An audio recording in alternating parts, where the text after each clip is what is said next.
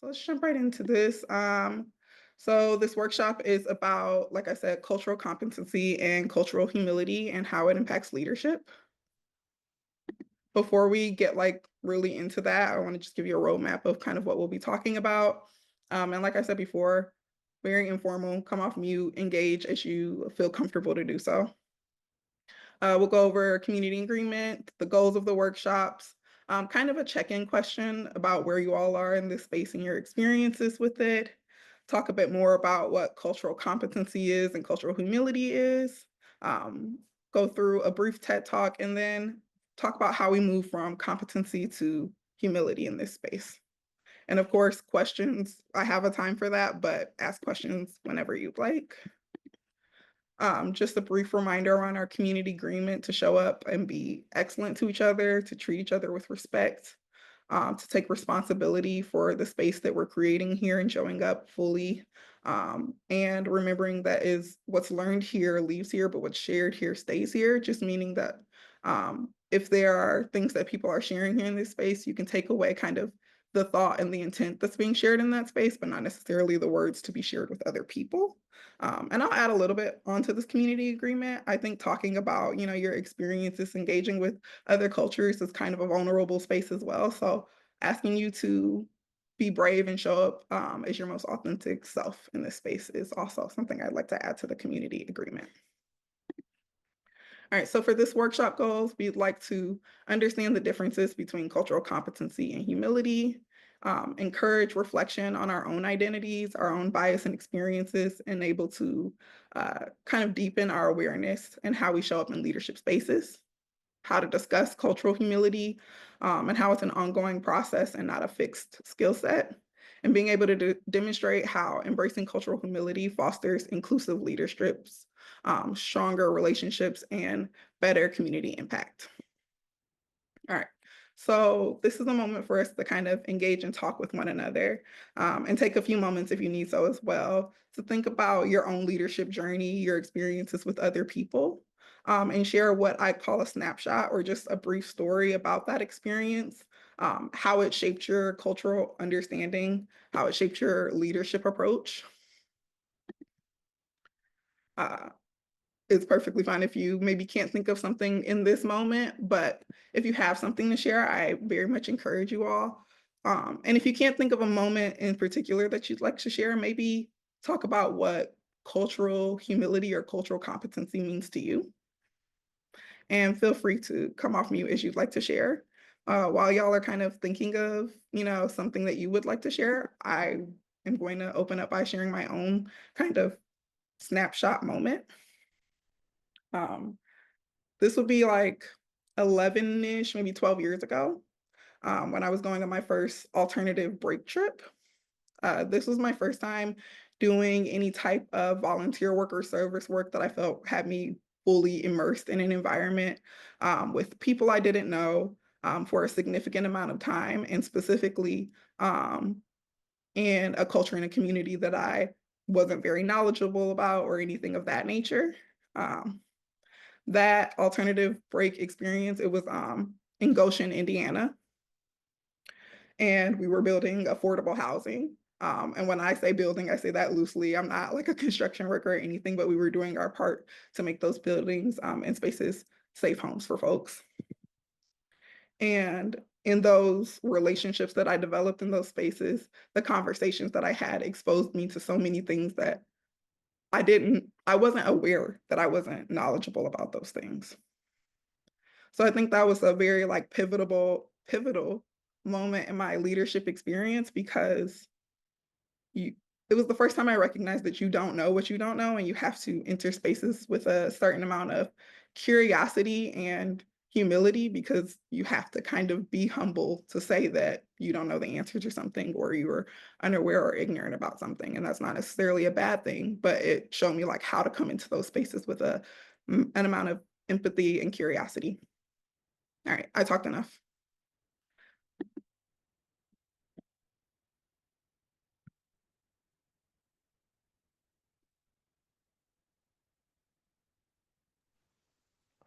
I guess I can go.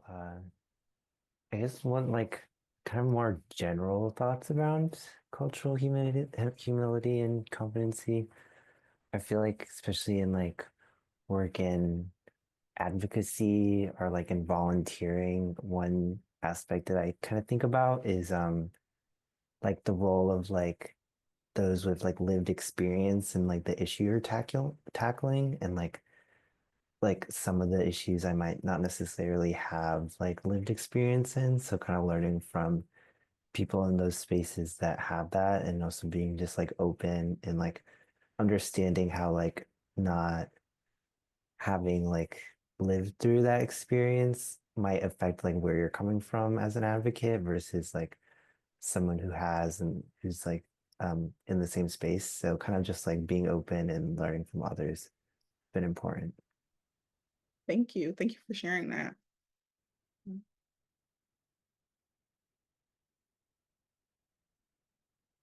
Now we oh, I see I you came up. think I think for me is hold on. I think my my experience that shaped my culture understanding or leadership approaches is really how I kind of grew up, how um my parents kind of like taught me, what how to be a leader, you know, and I think it's really about the skill sets that you can start to develop more or learn or be improving, such as, for example, listening to others.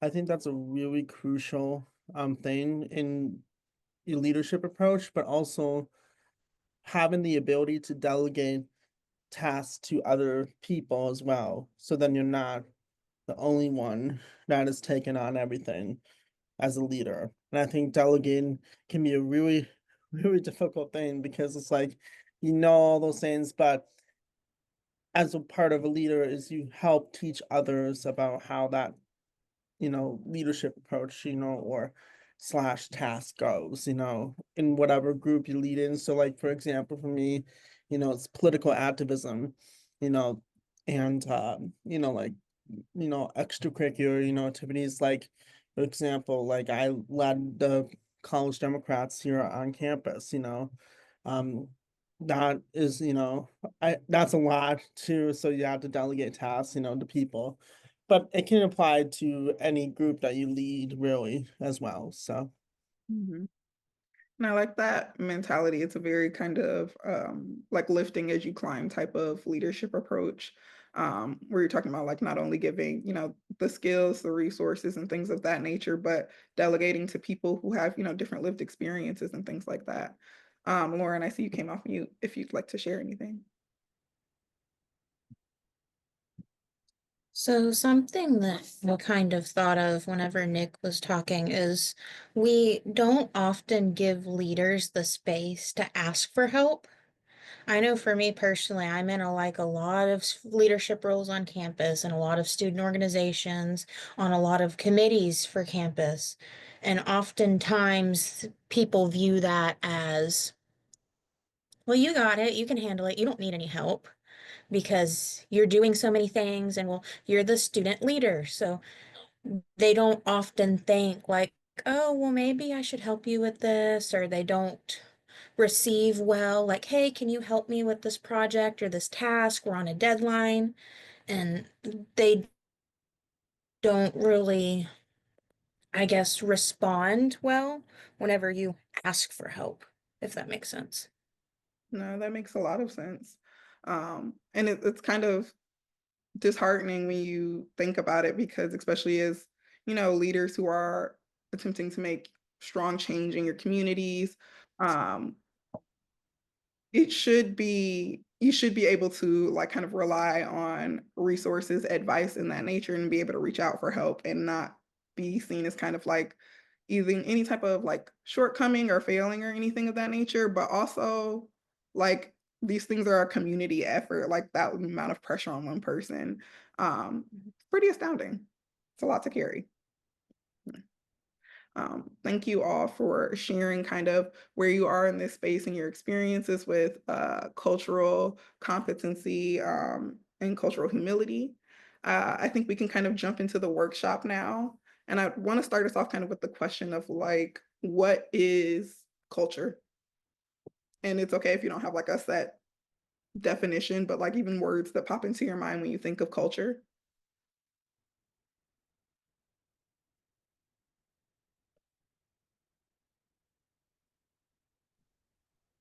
I think of background and also like community.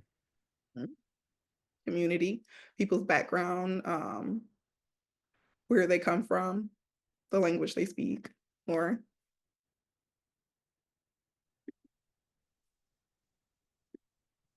I think of customs and traditions. customs and traditions. It's also a big part of culture. Yeah. I'm going to give you all kind of an image to go along with this question of what is culture. It's the culture iceberg. I know the image is a little bit grainy, but I'm going to go in and tell you a bit about what is here. So in the kind of top tip of the iceberg, if you will, you see a lot of things that we think of when we think of culture. You think of food, flags, festivals, fashion, holidays, music, dances, games, art, things like that.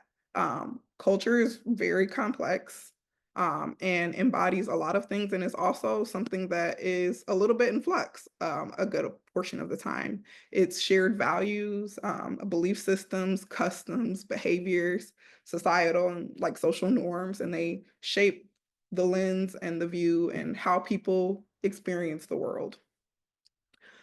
Culture influences how we communicate, how we problem solve, how we move in our relationships, how we engage with our community. And it goes so much further than, maybe something like nationality or ethnicity, but includes things like your gender, your religion, your socioeconomic background, ability, social, sexual orientation, geographic region, even things like your professional identity make up an aspect of culture. It's very dynamic, it's consistently evolving, and it's also shaped by the history of places and the history of people's experiences, and so major societal changes. So it's just such a broad and complex and deeply embedded into the aspects of leadership that I want to see us move, from a place of cultural competency to a place of cultural humility, which is kind of like a longer journey, if you will. So now that we have, I would say, what a decent understanding of kind of like culture is, what do you think cultural competency is? Or does anyone like know what cultural competency is?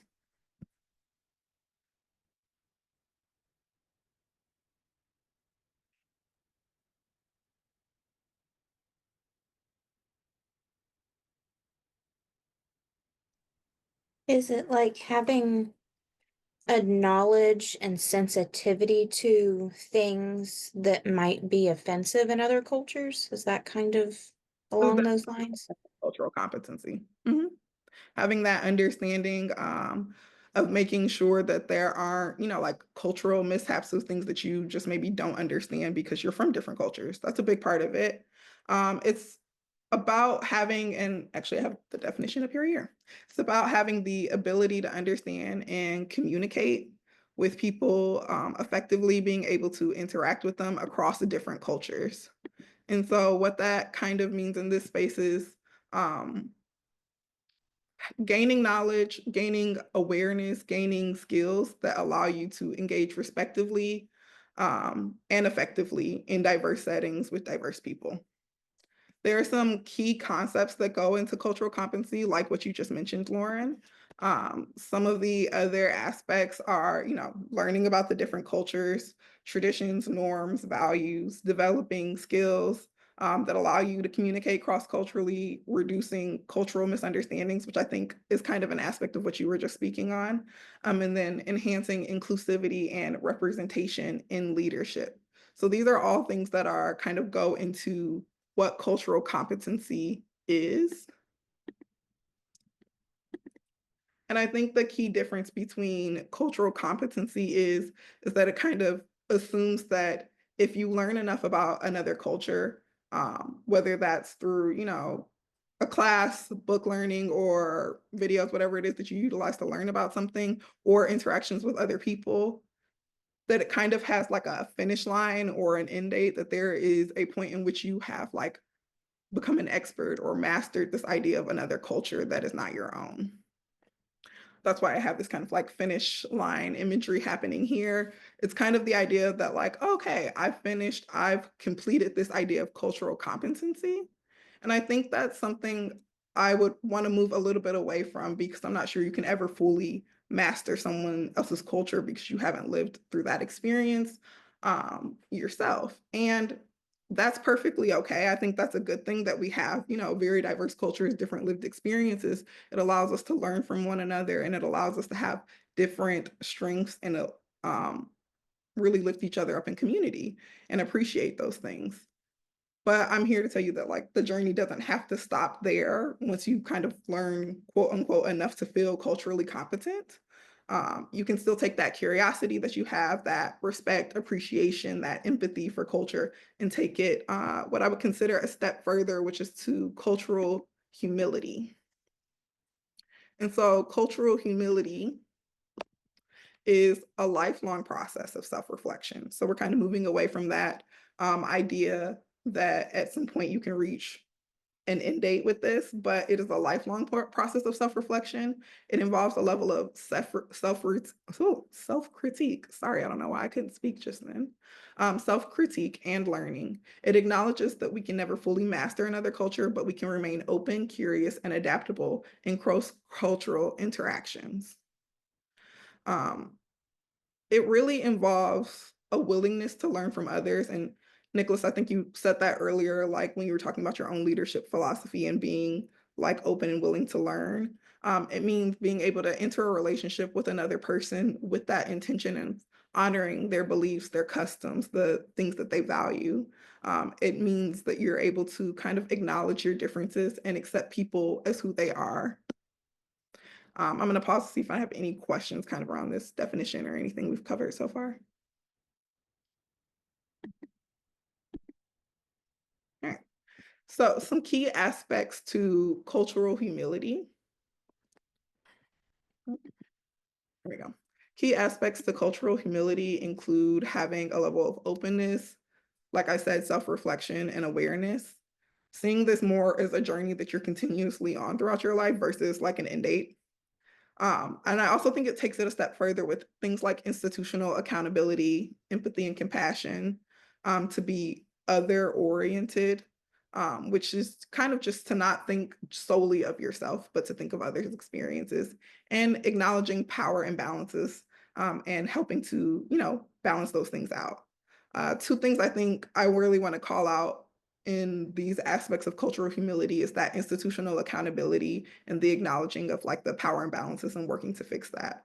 I think once you develop these relationships, you continue on your journey of understanding and being curious about other cultures, why things are the way they are, how they've come to be, and that level of appreciation from them. You also see the strengths in those spaces. And if you are in a position to do so, like as many of you are as leaders, it's important to kind of open the doorway in those spaces to look at, the institutions that we're a part of as leaders, and critique them through these lenses, through the knowledge that you gain through the cultural humility.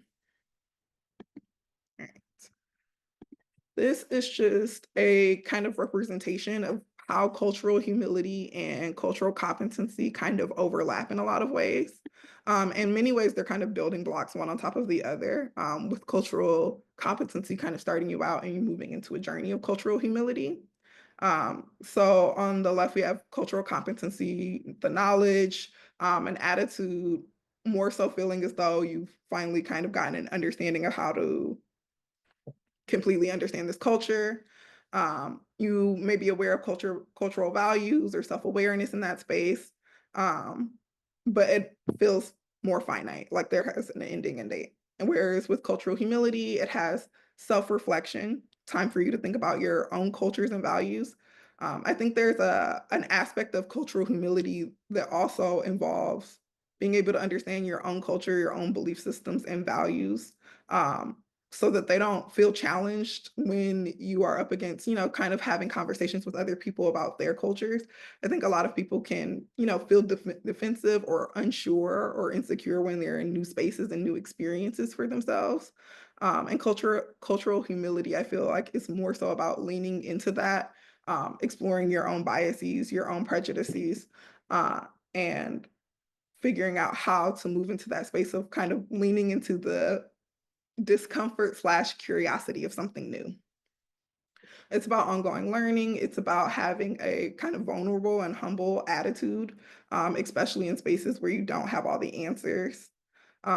It's about leading with love and passion and empathy and equality and reducing negative power relations as much as possible. And they do have a good amount of overlap as well. They all involve working within difference, addressing inequities, working collaboratively, and bringing your own stories to the situation.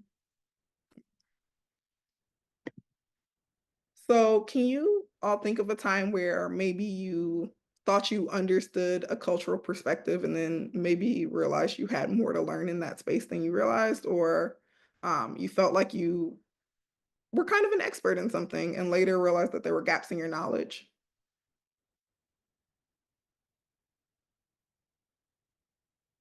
You can reflect on it. If you'd like to share, I definitely open the floor for that as well.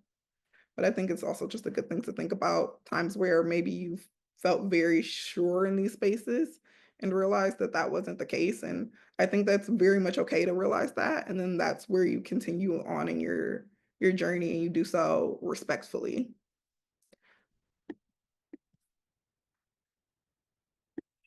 Okay. This again is talking about kind of that building structure here again, with cultural competency and cultural humility being built on top of that in this pyramid structure. Um, this segment here, in case it's a little blurry, you can't read it, it says becoming culturally competent and practicing cultural humility are an ongoing process that that change in response to new situations, experiences, and relationships. Cultural competency is a necessary foundation for cultural humility. And so things like cultural competency build into like, what is my own culture? How does it influence the way that I view and interact with other people? What are other cultures like and what strengths do they have? What do they contribute in those spaces? How can I use, and then you move into like cultural humility, which tackles things like understanding and readdressing these like power imbalances. So how can I use my understanding of my own and other cultures to identify and work to disrupt inequitable systems? How can I work on an institutional level to ensure that the systems that I'm a part of move forward with greater inclusion and greater equity? And so this is something that I think you all should reflect on as you go upon your own journeys, meeting new people, stepping outside of maybe previously established comfort zones to engage with others, ask yourselves these questions and, make a plan for yourself as a leader and how you want to engage in that. All right. We're doing pretty good on time. So I have what I thought was a very interesting video. It was a TED talk about someone in their experience and journey with cultural humility, and how they experienced it for the first time. So I'm going to go ahead and play that, and hopefully the audio will be kind to me. But the speaker at this TED talk about cultural humanity was basically sharing their experience for the first time, learning a new language, stepping into a different community space than they're used to, and speaking that language in a new community space for the first time, which was kind of harrowing, but they had a lot of respect for that culture and were pretty excited to be able to converse with someone and actually know enough of the language to be able to have like at least a basic conversation with someone in this language. Um, and they talked about how unique it was as they went with a group of people to do this as kind of like a class assignment for like a language course. And the experience they had specifically as a Black woman entering into the space and speaking another language, it got a pretty big reaction from the folks that they were trying to speak with in this restaurant. Apparently, it was just kind of like pretty rare to have Black folks coming into that space and engaging in that language with them. And so they were pretty excited to be able to talk with someone in their language. And they had what I would consider what was like a very pivotal moment for this speaker for the TED Talk, where it showed them not only how to be in a space with a level of reverence for and like respect and appreciation for the culture that you're entering, but also that that journey would be limitless for them, especially if they, continue to pursue it with a level of curiosity, with a level of empathy that they wanted to engage in, and that they didn't see why other people couldn't also be having and engaging in these experiences as well. So it was a really, 15-minute video that was going to say something like that. I shortened it considerably. But we can continue on with the remainder of the workshop. All right, so I wanted to talk to you all a bit about how you move from cultural competency to cultural humility.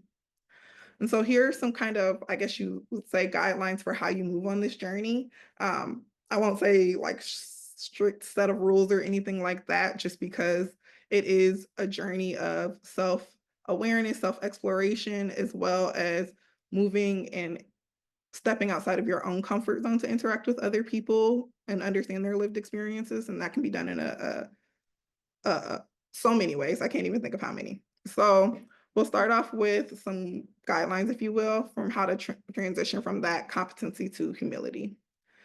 Starting with things like self-awareness. So recognizing your own cultural lens, your own bias, any privileges that you may have. Um, Choosing to lean into curiosity over certainty. I think it's very easy to want to feel a level of certainty. I know myself as a relatively anxious person. Mm, I very much prefer to feel certain about things.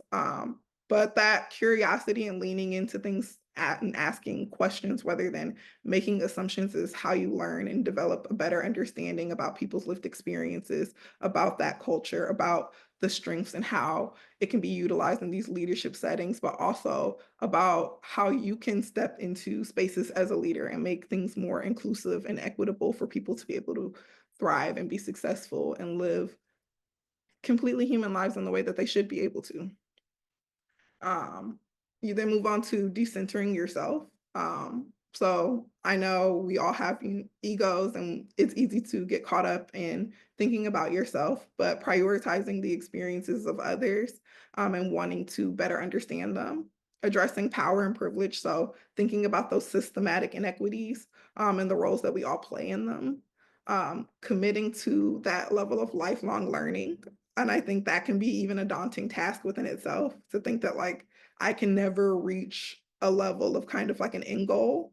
But cultural humility is about recognizing that this is a journey that you're on, and one that can be very exciting and benefiting to you, to the communities that you work with, and in the leadership positions that you hold and the service that you do. So kind of while I'm thinking about this, I want to ask, what's kind of one way that you think you could develop cultural humility within yourself? Or maybe a time where you feel like you experienced genuine cultural humility. So that can be an experience that where you feel like you exhibit it, or maybe you even witnessed it, as a good example. I guess it was like, well, I guess one point that kind of resonated was like with kind of like the lifelong learning aspect of cultural humility and like not being able to like completely understand like a community or a culture. Like I feel like that part, like I'm definitely still like working on it. Like kind of understanding that and like kind of practicing that as well.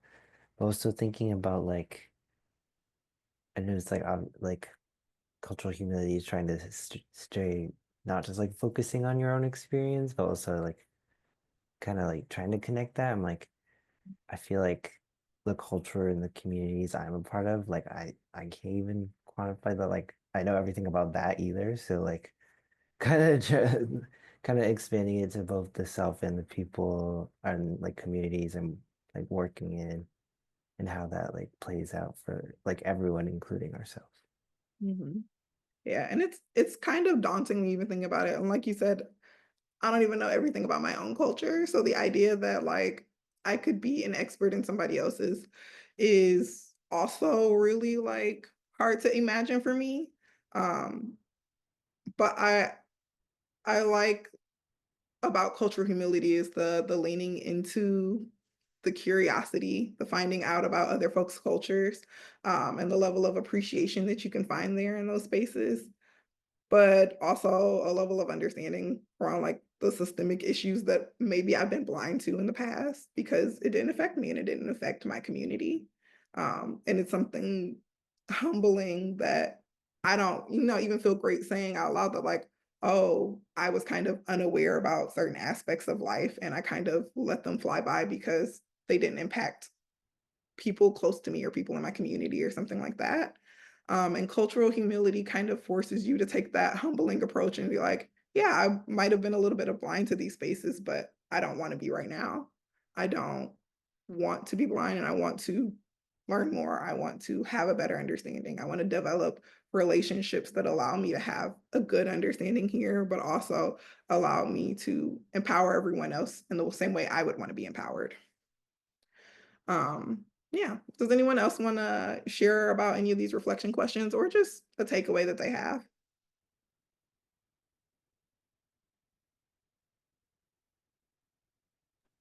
I could share. Um, I think culture humility can also can really benefit promoting inclusion, I think, as well.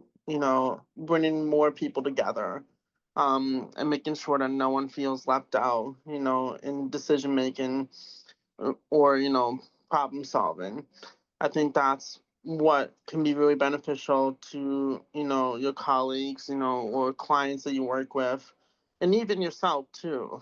So that's what I think with cultural humility. I love that, Nicholas.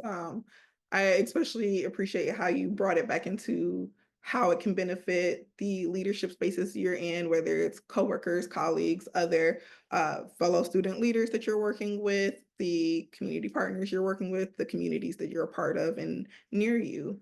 Um, they can benefit from us being more kind of culturally humble leaders within ourselves.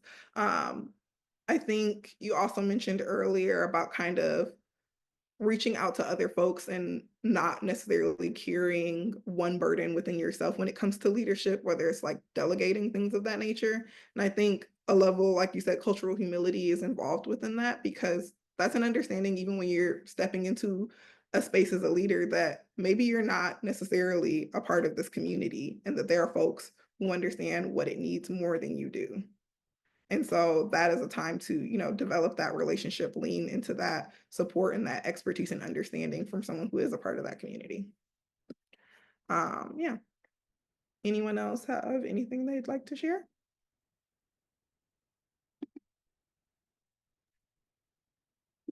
So, oh, sorry, did anyone come off mute? Okay. So now that we've reflected a little bit about kind of what cultural humility is, the different actions that you can take in those spaces, I'd like you all to write down, throw it in your notes app, on your email, wherever it is you like to keep things, one action or practice that you can take to practice cultural humility in your leadership roles. That might mean a lot of different things for you. It could be creating a space for diverse voices in decision-making processes. We sometimes don't even realize who's not in the room, and how if their voice isn't being included in that space, like we could be creating things that are harmful to them or not inclusive in those spaces. Um, you can work on challenging your own assumptions by engaging in more active listening practices and skills, putting yourself more in an opportunity to listen and take in what other folks are saying than necessarily to be the one consistently sharing out information. Um, or even something as simple as making sure that you ask questions before you make an assumption um, about a community's needs and well-being. So I think there are a lot of things that you can do to practice cultural humility in your leadership roles. And I hope that you kind of take those things with you and start on your journey to cultural humility. Here are just kind of some things. I also got this from some of the websites that are listed in the resource page on how you can improve cultural humility. So, number one, engaging with people who are different than you on a personal level, being curious and empathetic about others' lived experiences, learning about the important people in someone else's culture. That might be artists, dancers, philosophers. Being able to learn and pronounce those names, sharing of your own culture so people from other cultures don't think that they're the only ones who are different. I think that's a really big thing when it comes to cultural humility. The idea that like you are a norm and other people are different, when we should be more so celebrating that we're all coming from a difference, and there's really no such thing as like this is the default and or the norm and other cultures are what's different. Talking about racism, sexism, classism, and believing people when they're sharing their lived experiences with you. It's not really your place to kind of question how someone else has experienced their life. Being prepared when someone brings up ethnicity and what it means to them, and being able to listen in a vulnerable space that's open and not necessarily defensive. Um, Improving your cultural competency with kind of a beginner's mindset. Show interest, appreciation, and respect for other cultures. And I want to emphasize that respect for other cultures when you're coming in. Um, if you are maybe kind of like nervous, I always think cultural humility is something great to do with a friend. It's something that you all can learn together, and I almost think of that as an each one teach one type of thing. So please take this information, share it with other folks that you work with, lean into that curiosity with your peers. And then here are some resources that will be shared out when I send a link for this. Please check them out if this is something you'd like to dig into a bit more. And that is everything. Does anyone have any kind of questions around cultural competency, cultural humility, anything like that? Please feel free to come off mute.